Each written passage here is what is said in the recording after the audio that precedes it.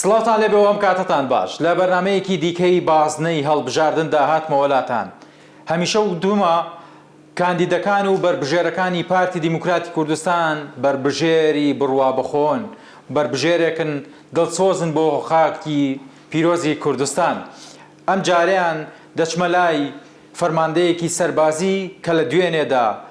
بە چەکەکەی ڕوبەڕووی دوژمنان دەبوویەوە بۆ ئەوەی کە خاک و نیشتیمان لەلایەن دوژمنان و نەیارانی کوردستانەوە داگیر نەکرێت. فەرماندە و کەسایەتی ناسرا و بەختیار بێسەری لە بەرنامەی بازنەی هەڵبژاردندا وەکو کاندیدی ژمارە 8 لیستی 190 پارتی دیموکراتی کوردستان لەگەڵمان دەبێت بۆ ئەوەی لێرەوە بزانین کار و پلانی بۆ ئایندەی خاک و نیشتیمان و هاوڵاتیان و دەنگدەرانی خۆی چی دەبێت.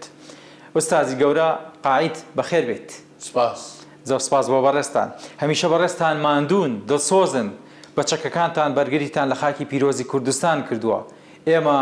دەست دەگرین بە سنگمانەوە دەڵێن سپاس بۆ ئێوە کە کوردستانتان پاراستووە، کە نەتان هێشتووە خاکی پیرۆزی کوردستان بکەوێتە ژێر دەستی نەیار و دژمن و تاریک پەرستانەوە. دووبارە بەخێر بێ بۆ بەرنامەی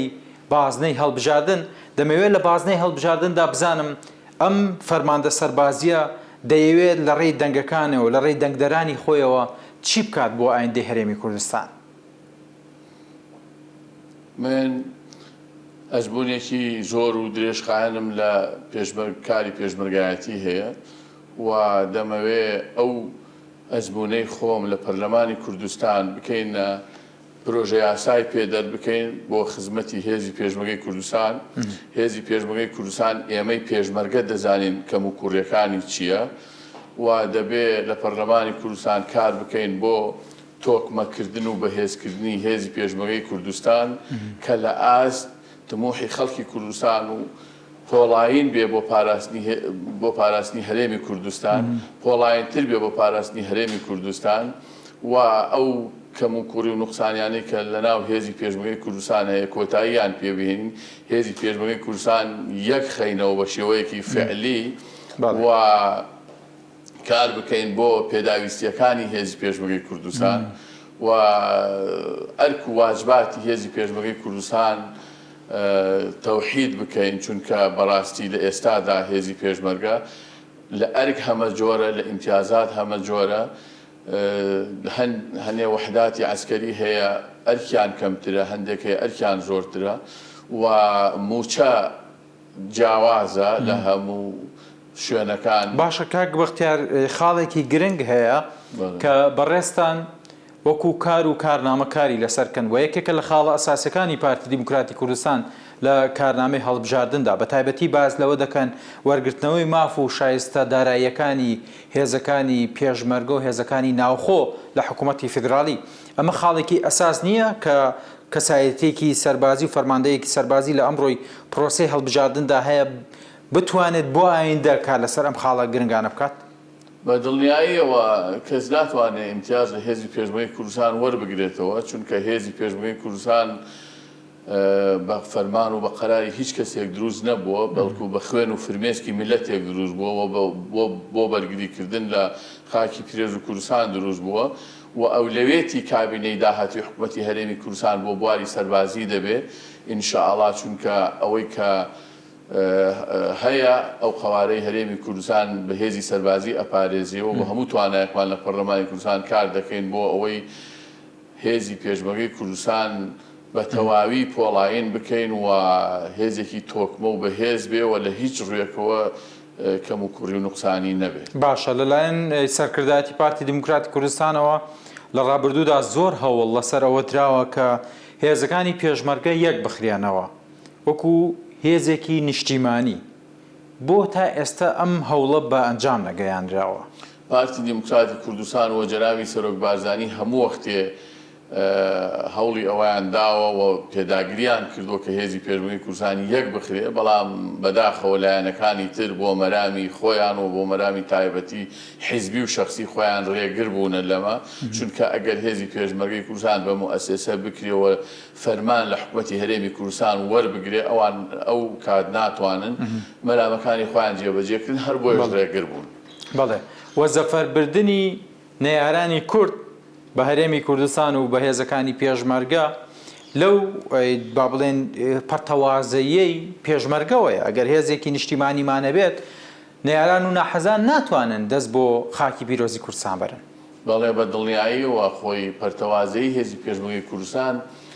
لە بنەڕەتدا نیارەکانی هەرێمی کوردستان و هێزە ئیقلیمیەکان هەوڵی بۆ ئەدەن و بەداخەوە هەنێ هێزی سیاسی کوردستانی کەوتونەتە ژێر کاریگەریان و فەرمانەکانیان جێبەجێکەن و کار دەکەن بۆ ئەوەی هێزی پێشمەرگە یەک نەخرێتەوە. باشە کاک بەختیار لە پێش هەڵبژاردنەکاندا بینیمان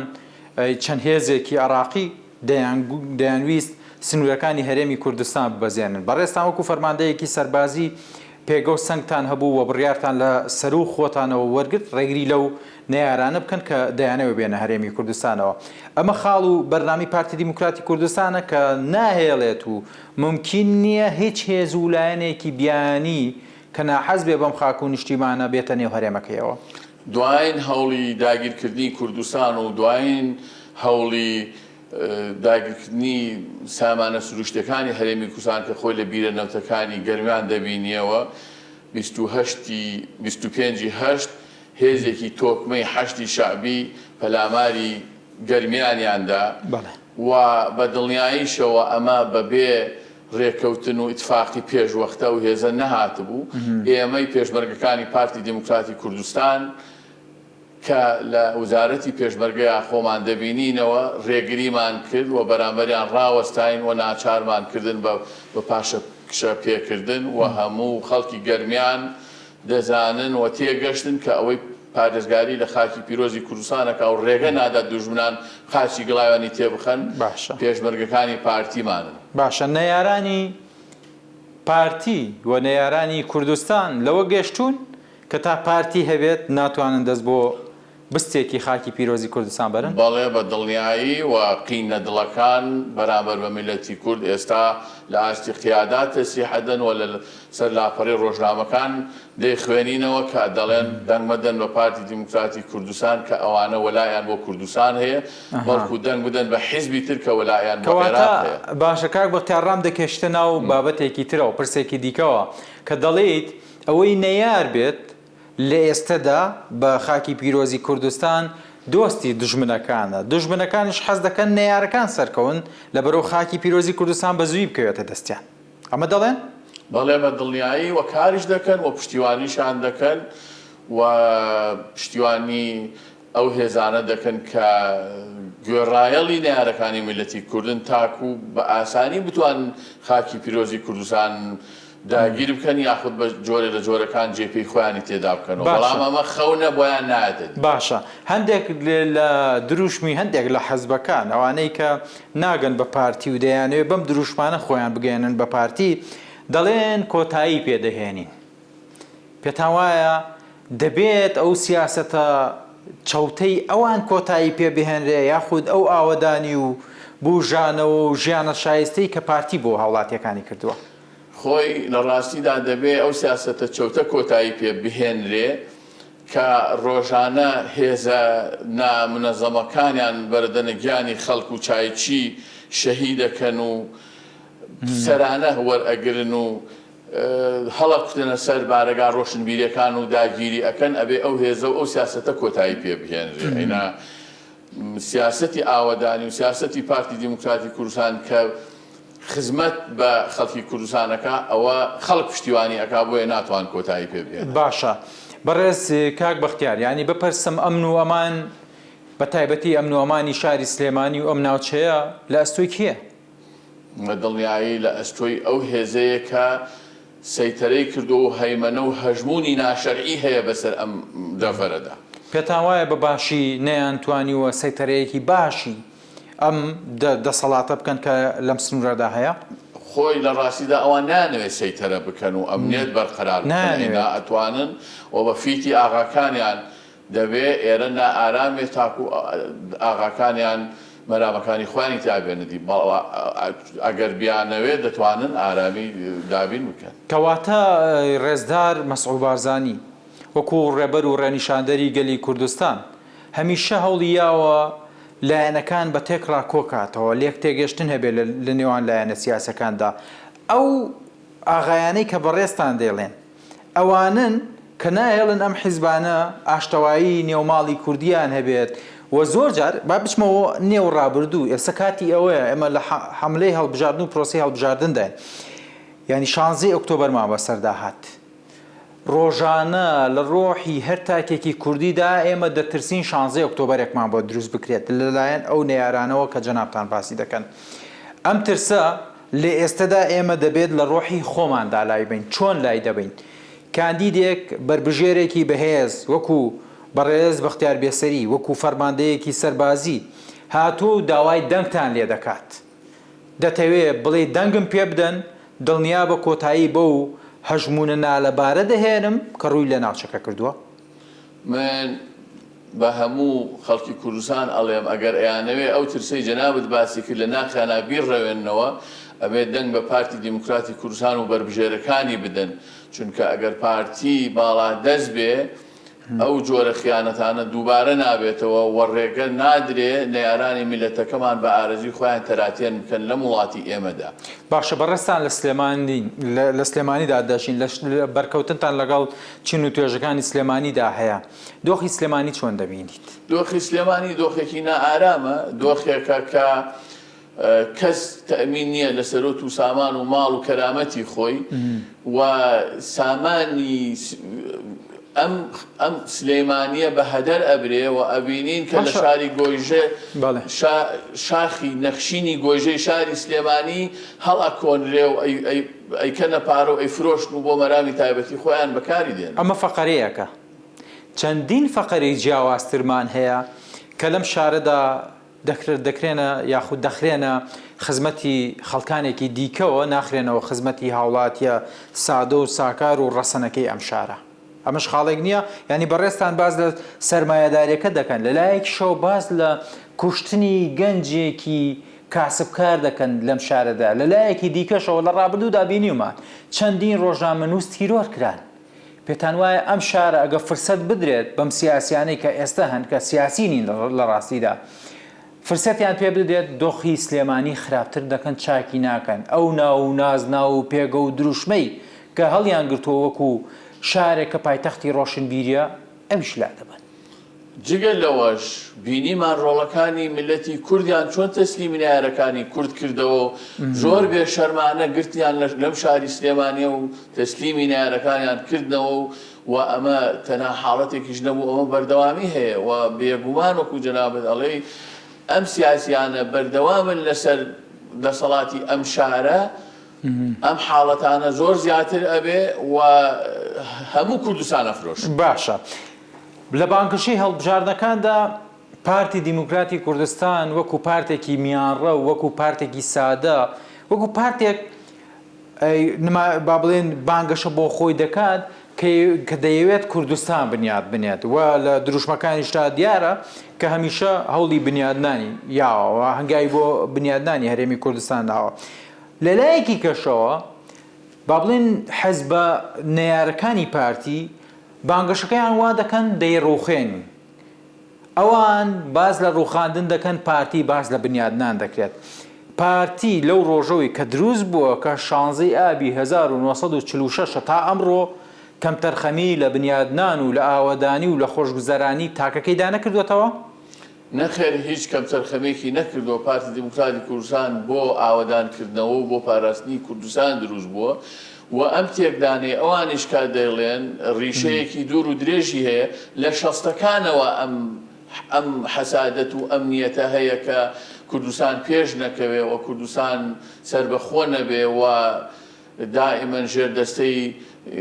گەلانی دراوسێ و هێزە ئیقلیمیەکان بێ و ئەمە ڕیشەیەکی قوڵی هەیە و ئەوانەی کە تەمەنیشان هەیە ئەم حاڵەتە دەزان لە شەستەکانەوە دەست پێ کردووە. باشە بە دەستەوەدانی سەدا 50 شتێکی خاکی پیرۆزی کوردستان بە تایبەتی لە 16 ئۆکتۆبەردا دەڵێم یەکێک نەبوو لەو خاڵە ڕەشانەی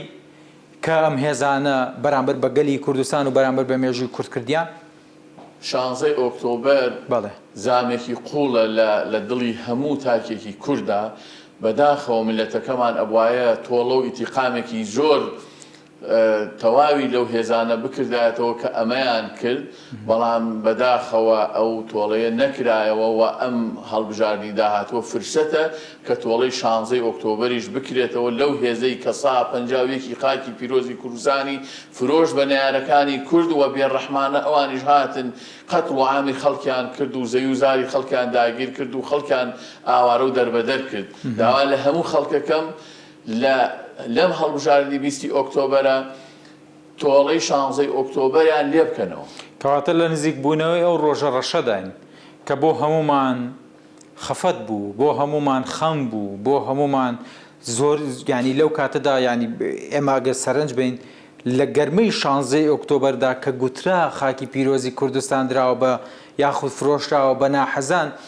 لە ڕۆژەڵات با بڵێن ڕۆژەڵاتی کوردستان لە ئێران هاوڵاتیەکانمان لەوێ هەبوون سەدمە لێی دەدان یاخود گیانیان لە دەست دەدا ئەوەندە دڵیان لە لای کوردستان بوو بەڵام ئەمان لە نێو خاکەکەی خۆیاندا ڕۆح و هیچ هەناسەیەکی هیوا و ئومێدیان نەهێشتەوە بۆ خاکەکە و هیوایان بەوە نەبوو کە ئێمە دووبارە لە دوای با بڵێن ڕیفراندۆمەوە بتوانین گیانێکی سربەخۆمان هەبێ بتوانین ژیانێکی دروست و تەندروست بۆ هاوڵاتیەکانمان دروستکەین ئێستا وەکو جەنابتان دەڵێن کاتی تۆڵەکردنەوەیە تۆڵەکردنەوە بە دەنگەکانتان بە هێزەکانتان بە خزم و کەسەکانتان بڕۆن و بیان هێنە سەر سندۆقەکانی دەنگدان و دەنگ بدەن بە پارتێک کە پارتی دیموکراتی کوردستانە وەکو گوتمان و دەیشیڵێنەوە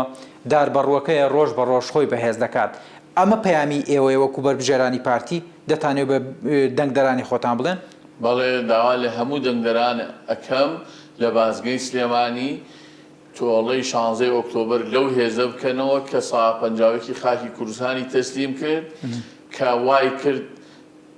نار و ناحەزەکان بێن قەتڵ و عامی خەڵکی ناوچەکانی دووس و کەرکووک بکەن و خەڵکە کوردە ڕەسەنەکەی ئاوارە و دەربەدەر بکەن و دەست بگرن بەسەر زەوی و زاریەکانیان ئەم هەڵبژاردنە باشترین دەرفەتە بۆی ئەو هێزە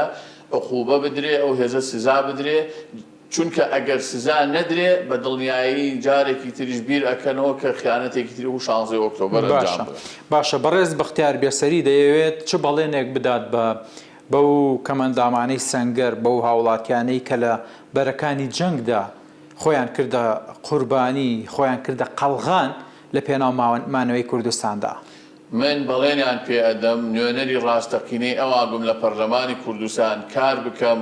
بۆ باشکردنی بژێوی سەرجەم هێزی پێشمەرگەی کوردستان کار بکەم بۆ باشکردنی گوزەرانی کەم ئەندامانی سەنگەر کار بکەم بۆ باشکردنی گوزەرانی پێشمەرگە خانەنشینەکان کار بکەم بۆ باشکردنی سەرجەم چین و توێژەکانی کوردستان و کاری جددی بکەم بۆ لابردنی ئەو جەوروستەمەی لەسەر پارتیەکانی ئەم دوو دێگەڵا هەیە کە بە شێوەیەکی فعلی لەژێر گەماروەیەکی توندان هەلی کاریان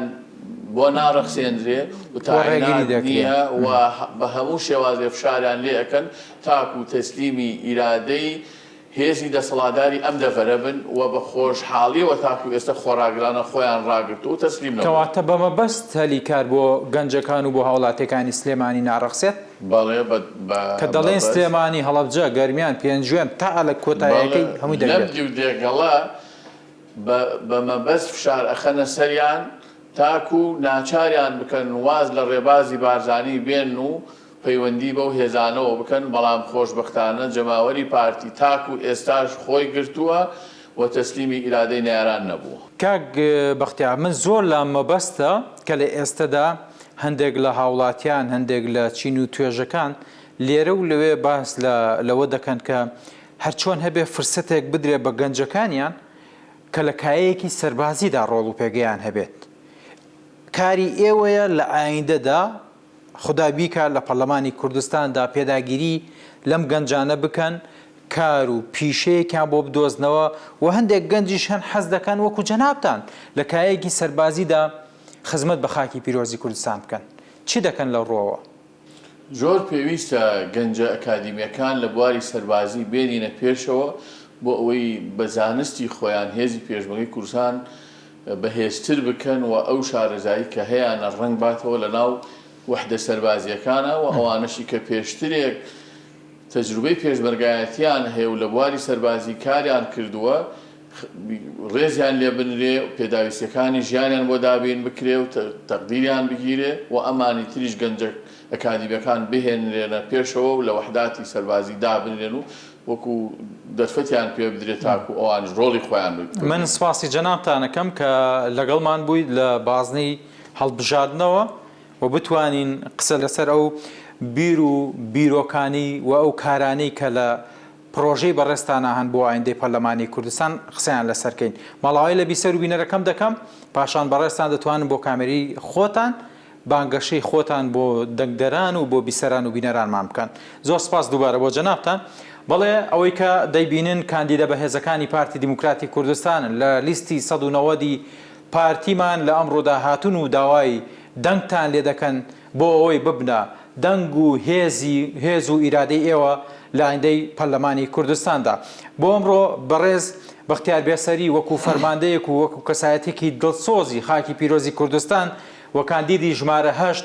لە بازنەی سلێمانیەوە لەگەڵمان بوو. دیلمان خەسرە و بەجێتان دێڵم سپاسی تیمی شەوانم دەکەم کە لەگەڵمان دەبن. دووبارە خواتان لەگەڵ بێت. فەرموو. من بەختیار بێسەری کاندیدی ژمارە 8 لیستی 190 پارتی دیموکراتی کوردستان لە بازگەی سلێمانی داوا لە دەنگدەرانی ئەم بازگەیە ئەەکەم دەنگ و متمانەی خۆیانمان پێ بدەن، دەنگ و متمانەی ئەوان ئامانەتێکە لە ملمان داخوازیەکانیان جێبەجێکەین لە پەرلەمانی کوردستان. دووبارە داوایان لێ ئەەکەم پشتیوانیمان بکەن و بەڵێنیان پێ ئەدەین لە خزمەتی خەڵکی ئەم دەڤەرە بین و کار بکەین بۆ خۆشگوزەرانی هەموو چین و توێژەکانی ئەم سنوورەوە هەموو کوردستان. داواکەم کە بە ویژدانەوە دەنگ بدەن، دەنگ بەو بەربژێرانە بدەن کە خاکی پیرۆزی کوردستانیان پاراستووە، ڕێگەیان گرتووە لەوەی بێگانە قاچی ڕەشی بخاتە ناو خاکی پیرۆزی کوردستان. دەنگ بەوانە بدەن کە بۆ پاراستنی ملەتەکەمان بەکەڵکن، دەنگ بەو کاندیدانە بدەن کە ئەتوانن خزمەتی ئەم وڵاتە و خزمەتی کوردایەتی بکەن. و من بەڵێن ئەدەم کار ئەەکەم بۆ لابردنی ئەو جەوروستەمەی کە لەسەر هەواڵانی پارتی لەم دیو دێگەڵە هەیە. دەستەکان خۆش باس. سپاس.